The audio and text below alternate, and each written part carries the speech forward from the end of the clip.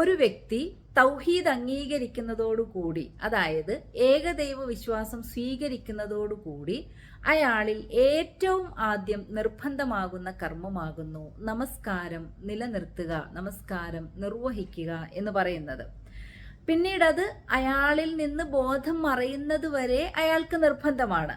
ഒരു ദിവസത്തെ നമസ്കാരം അതിൻ്റെ സമയത്ത് തന്നെ നിർവഹിക്കുക എന്നുള്ളത് അയാളിൽ നിർബന്ധമാകുന്നു.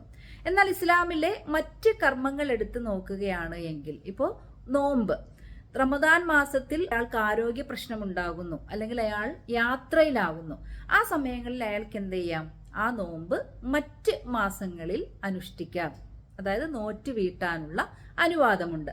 ഇനി ഹജ്ജിന്റെയും സക്കാത്തിന്റെയും കാര്യമാണെങ്കിലോ അത് അതിൻ്റെതായ കഴിവുകൾ ഉണ്ടെങ്കിൽ മാത്രമാണ് ഒരാളിൽ നിർബന്ധമാകുന്നത്.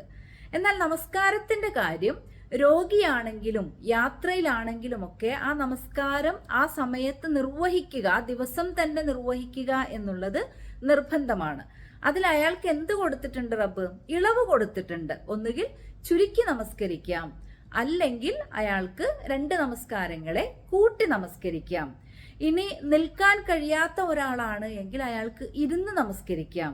ഇനി ഇരുന്നിട്ടും പറ്റുന്നില്ല എങ്കിൽ, അയാൾക്ക് ബോധമുള്ള അവസ്ഥയിലാണ് എങ്കിൽ അയാൾ എന്ത് ചെയ്യേണ്ടതുണ്ട്? അയാൾ കിടന്നുകൊണ്ടെങ്കിലും അയാളുടെ നമസ്കാരം നിർവഹിക്കേണ്ടതുണ്ട്.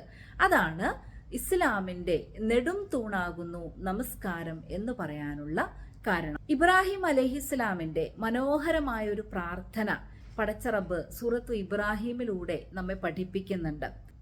എന്നെയും എൻ്റെ സന്തതികളെയും നമസ്കാരം നിലനിർത്തുന്നവരിൽ ഉൾപ്പെടുത്തേണമേ എന്നതാണ് പ്രാർത്ഥന. റബ്ബി ജഅൽനി മുഖീമസ്സലാത്തി വമിൻ ദുർരിയ്യതി റബ്ബനാ വതഖബ്ബൽ ദുആ